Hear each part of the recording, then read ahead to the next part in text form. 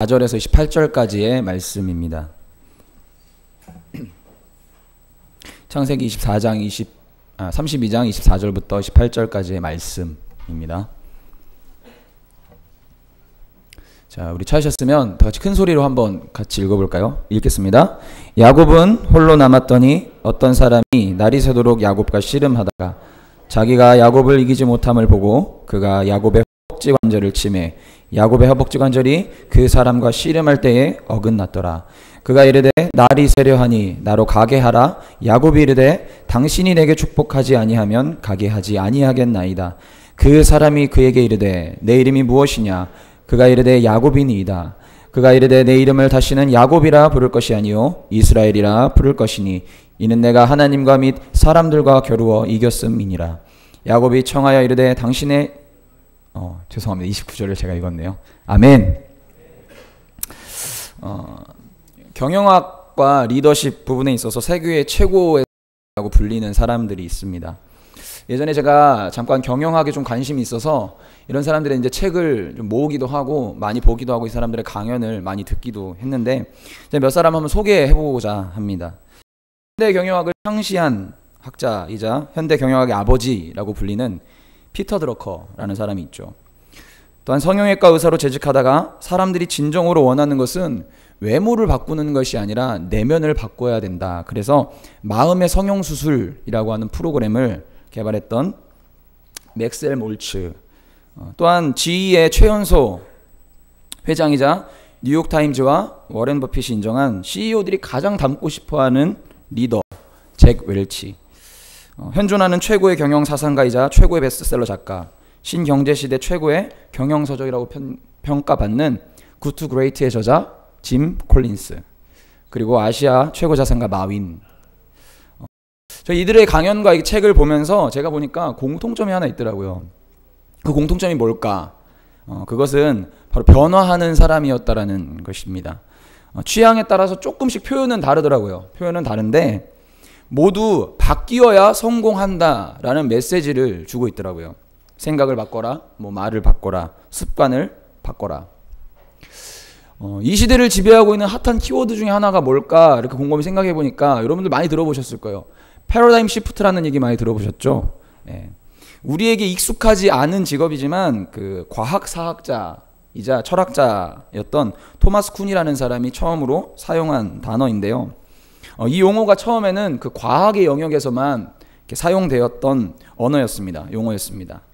그런데 이게 점차 정치, 경제, 문화, 사회교육, 예술 전반에 걸쳐서 변화해야 산다라고 하는 맥락으로 이 시대 핵심 키워드가, 핵심 개념이 되었다고 볼 수 있죠. 그런데 저는 이 리더십을 위해서 또는 이런 경영학의 전문가가 되기 위해서뿐만이 아니라 변화라는 것이 굉장히 중요하다고 생각합니다. 특히 우리 삶을 신앙인으로서 살아가는 사람들에게도 이 변화는 굉장히 중요하다고 생각합니다. 진정한 크리스천이 되기 위해서 필요한 변화, 어떤 변화일까요? 우리는 과연 어떤 것을 바꾸어야 하는 것일까요? 저는 오늘 말씀을 통해서 그동안 익숙하게 내 삶에, 내 가치관에 자리 잡은 적자 생존, 강자 행복의 그 패러다임이 변화되는 시간이 되었으면 좋겠습니다. 아멘?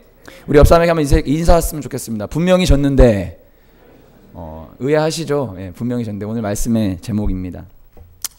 지난주에 이어서 이제 야곱의 스토리를 보고 있습니다. 똑같은 본문으로. 야곱은 어떤 사람이죠? 항상 열등감에 살았습니다. 그래서 지난주에 얘기했던 것처럼 자기 자신이 되어서 살아가지 못하고 항상 남으로 살아가는 모습, 그걸 위해서 추구하고 살아갔죠. 그 결과 정말 남들이 부러워할 만한 부와 많은 것들을 얻지 않았습니까? 다 소유하게 됐습니다. 갖고 싶은 것들을. 무슨 수를 써서라도 빼앗고 차지하고 승승장구했죠. 그런데 우리가 지난주에 본 결과, 그 삶의 결과가 어땠습니까? 비참하고 참담하고 무기력한 자신을 보게 되는 것이죠. 자신을 잃어버린 채 타인의 시선에만 집중한 삶의 결과, 정체성을 잃어버리고 그냥 이 시대가 말하고 하자 하는 축복이라고 하는 그 돈과 부와 명예를 쫓아 살아갔던 인생의 결과가 무엇이냐면 결국 무기력이었다는 것입니다. 그런데 하나님을 만나고 진정한 나를 찾고 하나님께서 주시는 새 이름으로 살아가는 전기가 마련된 곳이 바로 이 야복 나루터 사건이라고 할 수 있습니다. 그럼 여러분 한번 질문 제가 해볼게요. 이 야복 강가에서 이 새 이름을 받고 진정한 나 자신의 정체성을 찾을 수 있었던 그 이유가 무엇이라고 여러분 생각하십니까?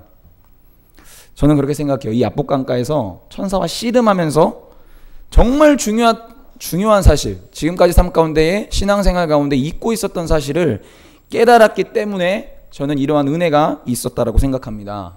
그런 은혜가 무엇일까요? 여러분 무엇이라고 생각하십니까? 오늘 그 말씀을 통해서 한번 알아보려고 해요. 그동안 제가 많은 설교를 들으면서 이 본문에 대해서 그러한 깊이 있는 좀 이런 해석들을 다루지 못한 부분들을 보고 제가 연구하고 보다가 또 여러 설교 말씀을 듣다가 참 은혜가 되는 저에게 구절이었거든요. 그래서 여러분들도 이 말씀에 좀 은혜가 있었으면 좋겠습니다. 아멘. 야곱이 누구죠? 아브라함이 낳은 이삭에게는 2명의 쌍둥이 아들이 있었습니다. 그 중에서 둘째였죠. 그런데 열등감이 아까 말했듯이 굉장히 심했습니다. 동생인 것이 싫어서 장자권도 빼앗았고 아버지도 속여서 축복도 받고 그러고 있다가 광분한 형을 피해서 외삼촌 라반의 집으로 갔죠. 그곳에서 속임수 100단의 외삼촌 라반을 만납니다. 그래서 20년 동안 고생을 해요. 그렇지만 결국에는 또 인간적인 술수와 방법을 동원해가지고 결국 외삼촌 라반까지도 이겨먹습니다. 그 결과 또 외삼촌에게 쫓기는 신세가 돼요. 형도 이겼죠. 아버지도 이겼죠. 외삼촌까지 이겼습니다. 그리고 오늘 말씀에 나오는 이 야복 강가 나루터에 서 있게 되는 것이죠. 이때 한 사람이 찾아옵니다. 그리고 이 사람과 또 씨름을 합니다. 그런데 참 이상해요. 뭐가 이상하냐면 이 씨름이 좀 이상해요. 24절 말씀 한번 띄워주실래요? 다 같이 한번 읽어볼까요? 읽겠습니다. 야곱은 홀로 남았더니 어떤 사람이 날이 새도록 야곱과 씨름하다가. 오늘 말씀엔 어떤 사람이 라고 나오는데 이 씨름한 대상이 여러분 누군지 아십니까? 28절과 29절을 보면 이 씨름한 대상이 누군지 나오는데 한번 읽어볼까요? 읽겠습니다. 그가 이르되 내가 하나님과 및 사람들과 겨루어 이겼다.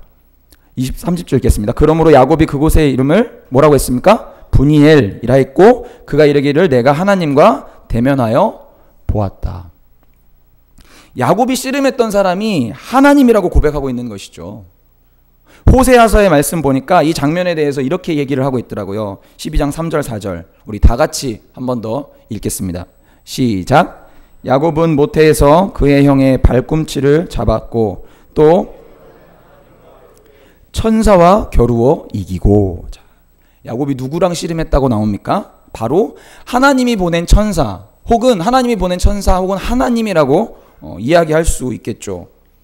그런데 여러분 이 싸움이 굉장히 이상하다라는 걸 눈치채셨습니까? 천사가 씨름하는데 밤을 새서 야곱과 씨름을 한다는 게 이상하지 않으세요? 천사가 야곱이랑 씨름하는데 밤을 셀 필요가 있을까요? 힘이 없었을까요? 뭐 예를 들어서 이런 거죠. 60kg의 신원이와 45kg의 나연이가 싸우면 누가 이기겠습니까? 이건 불보듯 뻔하지 않겠습니까? 근데 이것보다도 더 뻔한 싸움의 결과는 당연히 천사가 이긴다는 거 아니겠습니까? 굳이 밤새 씨름할 필요가 없는 것이죠. 환도뼈를 치자 주저앉기도 하고 손 하나 까딱하면 뭐 힘을 들일 필요도 없이 한 방에 매다 꽂을 수 있는 것이 천사이지 않겠습니까? 그런데 오늘 본문은 뭐라고 말합니까? 밤이 새도록 씨름을 했다라고 얘기를 하는 것이죠. 과연 그 이유가 뭘까? 저는 이 씨름을 통해서 하나님이 야곱에게 어떤 것을 깨닫기 원하시는 것이 있었다라고 믿습니다. 그것을 살펴보겠습니다. 이 씨름을 보십시오. 사실 이 씨름을 보면 야곱의 인생이랑 굉장히 비슷해요. 어떻게 해서든지 이기려고 하는 이 야곱의 악착 같음이 보이지 않습니까? 어떻게 해서든지 받아낼 것을 받아내고 그러고야 마는 불굴의 의지가 보입니다. 그런데 그 대상이 누구죠? 천사죠. 하나님마저도 이겨먹으려고 하고 있는 야곱의 모습이 이 씨름을 통해서 보이는 것입니다. 하나님의 은혜로 지금까지 살아오면서 승승장구했습니다. 이겼어요. 그리고 고군분투해서 내 것으로 만들고 많은 복을 챙기고 취하고 따냈습니다. 그런데 오늘 씨름 보면 하나님에게서조차 이기고 빼앗고 발악하려고 하는 모습이 바로 오늘 이 야곱의 모습인 것이죠. 형을 이겼을 때처럼, 아버지를 이겼을 때처럼, 외삼촌을 이겼을 때처럼 똑같은 방법으로 하나님을 이겨먹으려고 밤을 지새고 씨름하고 있는 모습들. 그때 천사가 야곱의 허벅지 관절을 칩니다. 25절 말씀 다 같이 한번 읽어볼까요? 자기가 야곱을 이기지 못함을 보고 그가 야곱의 허벅지 관절을 치매 야곱의 허벅지 관절이 그 사람과 씨름할 때 어긋났더라. 하나님도 야곱의 고집을 꺾으실 수 없으니까 어떻게 하십니까? 허벅지 관절을 치시는 거죠. 이 관절이 인체 중에서 가장 크고 단단하고 긴 뼈래요. 이 뼈를 치자 야곱은 힘이 없었습니다. 그래서 주저앉게 됐죠. 근데 이렇게 주저앉게 되니까 자신의 모습을 볼 수 있었던 거죠.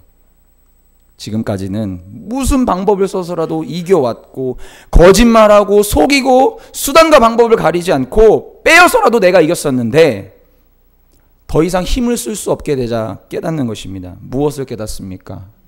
25절과 26절 말씀을 한 번 더 읽겠습니다. 자기가 야곱을 이기지 못함을 보고 그가 야곱의 허벅지 관절을 치매 야곱의 허벅지 관절이 그 사람과 씨름할 때 어긋났더라. 그가 이르되 날이 세려하니 나로 가게 하라. 야곱이 이르되 당신이 내게 축복하지 아니하면 가게 하지 아니하겠나이다. 관절이 부러진 야곱, 관절이 어긋난 야곱이 고백하는 것이죠. 내게 축복하지 않으면 내가 가게 하지 아니하겠나이다. 여러분 생각해 봅시다. 축복이라고 하는 것. 강한 사람이 약한 사람에게, 있는 사람이 없는 사람에게 하는 것입니까? 아니면 없는 사람이, 지고 있는 사람이, 가진 것 없는 사람이 가진 것 있는 사람에게 하는 것입니까? 강한 자가, 가진 자가 약한 자에게 하는 것이 축복이죠. 근데 오늘 말씀이 분명히 뭐라고 얘기하고 있습니까? 누가 이기고 있다고 얘기합니까? 누가 이기고 있다고 얘기하죠? 야곱이 이기고 있다고 얘기를 하고 있습니다. 그런데 지고 있는 천사에게 말을 하는 것이죠. 뭐라고 얘기하는 것입니까? 나를 축복하지 않으면 가게 하지 아니하겠나이다.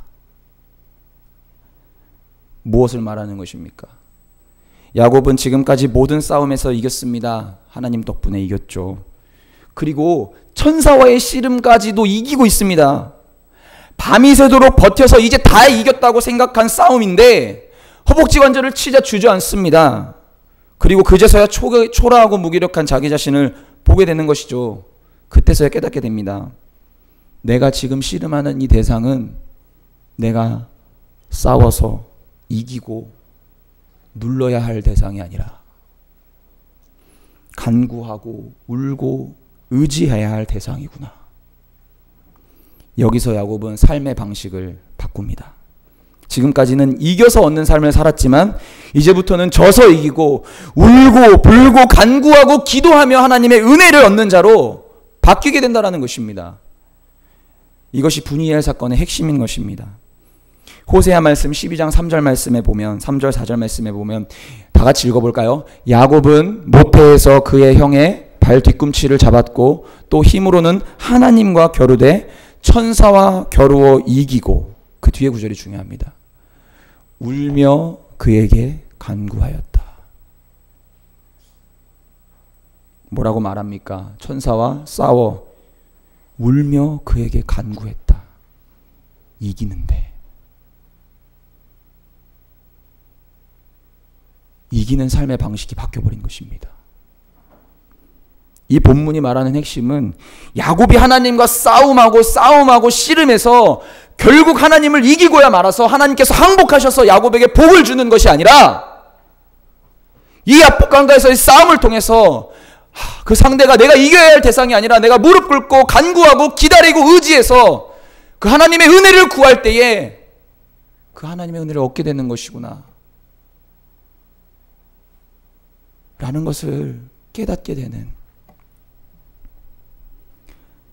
그 스토리가 바로 이 야복강가의 스토리인 것이죠. 그 고집과 끈기에 항복해서 하나님이 복을 주셨다. 지금까지는 많은 사람들이 그렇게 들어왔을 것입니다. 그런데 그렇게 해서 이기는 것은 아버지를 이긴 방식, 외삼촌을 이긴 방식, 형을 이긴 방식이랑 똑같은 방식인 거죠.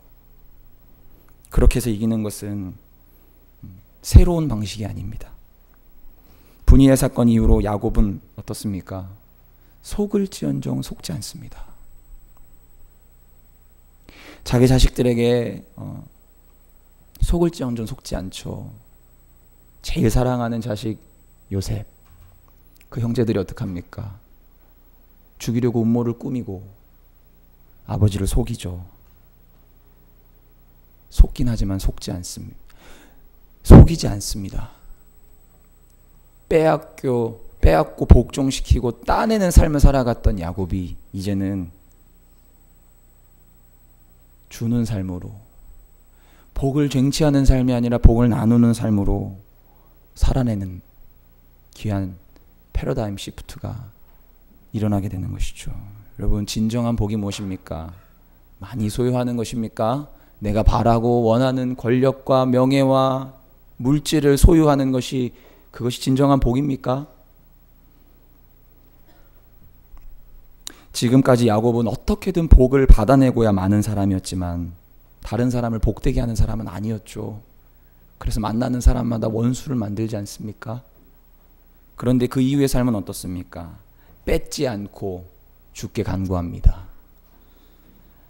다른 사람이 야곱을 통해 복을 받습니다. 성경의 유명한 축복들 중에서 가장 유명한 축복 중에 하나가 무엇입니까? 야곱의 축복입니다. 축복의 사람이 되는 것이죠. 사랑하는 여러분, 우리도 이런 사람이 되어야 된다고 생각합니다. 아멘. 하나님은요, 야곱이 약속의 땅을 눈앞에 두고 있는 이 시점에서 진정한 복이 무엇인가를 알게 해주고 싶으셨습니다. 하나님의 진짜 복은 야곱에게 복을 주는 것이 아니라 그 야곱이 복이 되게 하는 것이고, 그 야곱을 통해 그 주변 사람들이 복을 누리게 하게끔 만들려고 하는 것이 하나님의 마음이었고 요셉을 향한 사랑이었습니다. 야곱을 향한 사랑이었습니다. 그래서 주시고자 하는 너무 귀한 약속의 땅 앞에서 하나님은 야곱과 씨름을 하신 것이죠. 세상의 방식, 지금까지의 삶의 방식으로는 그런 복이 될 수 없으니까요. 오늘 말씀의 제목처럼 분명히 졌는데 져서 이기고 간구하고 울며 의지하여 하나님의 은혜를 경험하는 것, 저는 이것이 진짜 복이라고 생각합니다. 아멘. 복음이 무엇입니까? 예수 그리스도가 죽어서 모두에게 살 길이 열렸다라는 것이 복음이지 않습니까? 근데 그 예수 그리스도께서 돌아가셨을 때 사람들이 뭐라고 얘기했죠? 십자가 하나 이기지 못하는 무기력함을 보고 조롱하지 않았습니까? 죽어가는 예수를 보면서 손가락질했습니다. 그거 하나 이기지 못하는 당신이 무슨 메시아냐? 그 연약함을 비웃었습니다. 그러나 결과가 무엇입니까? 그 예수 그리스도가 죽으심으로, 그분이 지심으로 말미암아 모두가 살고 모두가 이기는 길이 열렸다라는 것, 이게 복음의 역설인 것이죠. 세상은 적자 생존과 약육강식, 강자의 법칙으로 승리하라 말합니다. 굴복시키고 엎드리고 복종시켜서 이기는 것이 잘 사는 것이라고, 그것이 승리하는 삶이라고 말합니다. 아닙니다. 지는 게 이기는 것이죠. 새롭게 부임한 대통령이 무엇 때문에 인정받습니까? 특정 당을 지지하거나 특정 정치 세력을 제가 위시하려고 하는 마음 없습니다.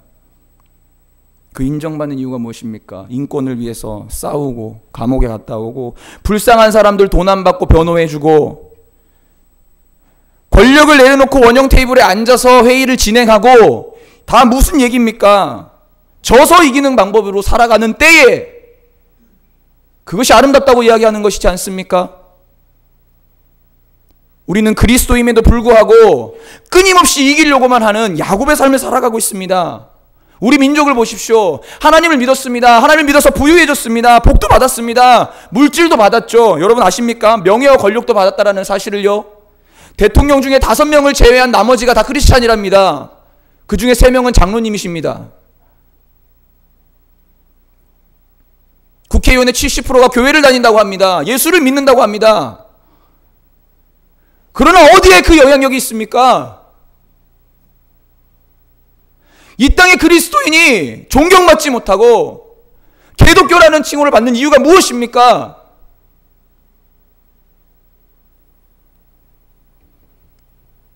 세상의 조롱거리가 된 크리스찬, 야뽕나루를 건너지 않은 기독인의 모습이라고 할 수 있습니다. 이 야뽕나루를 경험하고 지나가면 새로운 이름의 이스라엘의 삶을 살아갈 때에 그때 우리의 진정한 크리스찬의 삶이 된다라는 사실을 여러분 기억하셨으면 좋겠습니다. 아멘. 아멘. 자기 것만 움켜쥐고 살아가는 옹졸한 삶을 살아가는 모습들을 많이 보지 않습니까?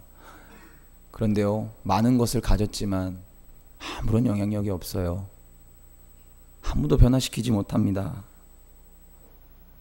근데 이게 혹시 우리의 삶이진 않습니까? 지금까지 살면서 하나님의 은혜로 삶을 살아오죠. 그렇게 왔죠. 무한 경쟁과 적자 생존, 약육강식의 세상에서 그래도 지금까지 노력하면 어찌어찌 됐기 때문에, 내가 열심히 살면 어느 위치에 오르고 열심히 공부하면 좋은 학교에 갈 수 있고 했기 때문에 그렇게 살아갈 수 있습니다. 야곱처럼. 그런데 그렇게 살아서 얻은 여러분들의 그 무엇이 어떤 영향력을 발휘하고 있습니까? 우리는 방법을 바꿔야 합니다. 세상 사람들 지는 거 싫어하죠. 그 중심에 있던 사람이 저예요. 그래서 지는 법을 못 배웠어요. 어떻게든 이기며 살아가려고 했습니다. 근데 그렇게 살아가다 보니까 하나님까지 이겨먹고 있는 제 모습을 보게 되더라고요. 근데 그때 하나님께서 제 허벅지 관절을 꺾으셨습니다. 내가 믿던 돈, 내가 믿던 힘, 내가 믿던 관계, 아무것도 남지 않고 주저앉을 수밖에 없는 그때에 제 모습이 보이더라고요. 사랑하는 여러분, 먼저 하나님 앞에 져서 이기는 법을 배우십시오. 아멘. 그럼 사람 앞에서도 져서 이기는 사람이 됩니다. 야곱처럼 하나님 앞에 꼬꾸라지는 씨름이 있어야 합니다. 사랑하는 사람이 지잖아요. 예수 그리스도께서 사랑하셨기 때문에 우리를 위해 지셨죠. 집에 가면 누가 이깁니까? 누가 집니까? 남녀 관계 보십시오. 나는 남녀 관계에 있어서 한 번도 사과를 해본 적 없다. 그 거꾸로 매달아야 돼요, 여기다가. 사랑하지 않는 거죠. 사랑하는 사람이 지는 거죠. 또 부모님과 같이 예배를 드리고 있는 모습을 보는데, 여러분 맨날 부모가 자식 이기는 부모 없다고 얘기하지 않습니까? 맨날 걸핏하면 뭐 해준 게 뭐가 있냐, 뭐 싸가지 없이, 죄송합니다. 톡톡하면 뭐 안 해줄 거야, 집 나가, 막 이러고 막, 제발 나갔으면 좋겠는데 막 집어 던져버리고 싶은데 막. 사랑하니까 부모님이 그렇게 내버려둘 수가 없는 것이죠. 근데 그게 사람을 바꾸더라고요. 제가 다른 사람 말 잘 안 들어요. 근데 저희 어머니 말 진짜 잘 들어요. 왠지 아십니까? 어머니랑 정말 관계가 안 좋았어요. 맨날 집 나가고 따로 살고, 맨날 불평과 불만과 내 삶이 이렇게 된 게 다 어머니 탓이라고 욕하고. 그런데 그때마다 저희 어머니는 저를 이기려고 하시지 않고 항상 져주셨어요. 그래요, 아들 미안해요. 다 엄마 잘못입니다.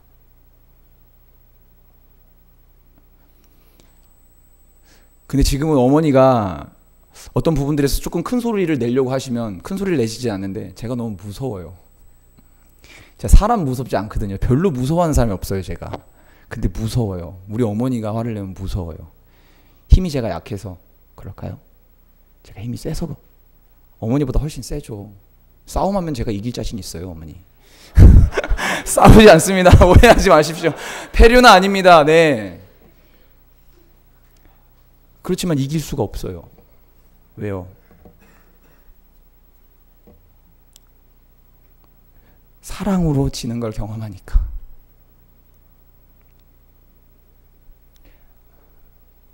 사랑하는 여러분, 하나님을 이기고 사십니까? 하나님은 여러분에게 날마다 져주셨어요.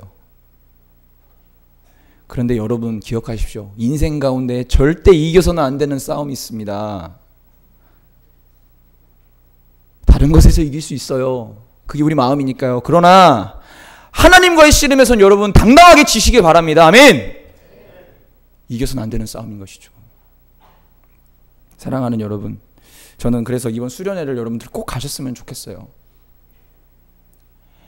야복강가에서 밤새도록 씨름하며 내가 꼬꾸라지는 경험. 이 세상을 살면 사실 매번 똑같은 방법과 패턴으로 살잖아요. 이기려고. 그리고 하나님까지 이겨먹고 사셨잖아요. 오늘도 어제도. 아닌가요?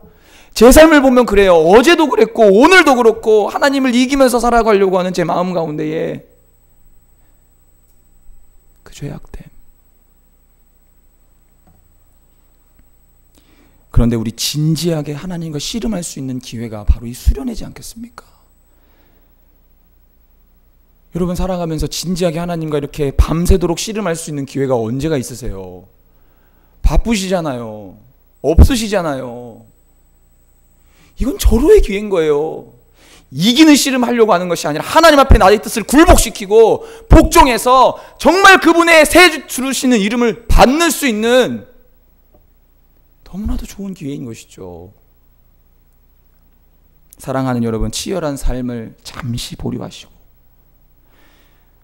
하나님과 치열하게 그 앞에 꼬꾸러지는 삶의 씨름이 경험되어서 내 뜻이 그분의 뜻 앞에 위골되어지고 복종되어지는 그 경험, 그 하나님을 경험하는 수련회가 되기를 축복합니다. 아멘. 그래서 이번 특세가 진행이 되잖아요. 2주간의 특세의 이름이 분이엘 특세예요. 분이엘 특세. 시작부터 하나님과 씨름하고 씨름해서 지고 꼬꾸라져서 하나님의 뜻 앞에 내가 완전히 꼬꾸러지는 경험을 할 수 있는 이 특세. 여러분 많이 와주시기 바랍니다. 아멘. 아멘. 참 신기하죠. 근데 약한데 희한하게 강해요. 가진 것이 없어 보이는데 영향력이 있어요. 분명히 졌는데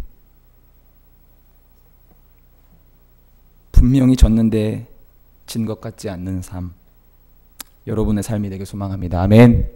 이번 수련회가 야복 나루터가 될 것입니다. 통과합시다. 져서 이기는 복음의 힘이 내 삶의 원리가 되기를 소망합니다. 아멘. 이 시간 찬양하고 기도했으면 좋겠습니다.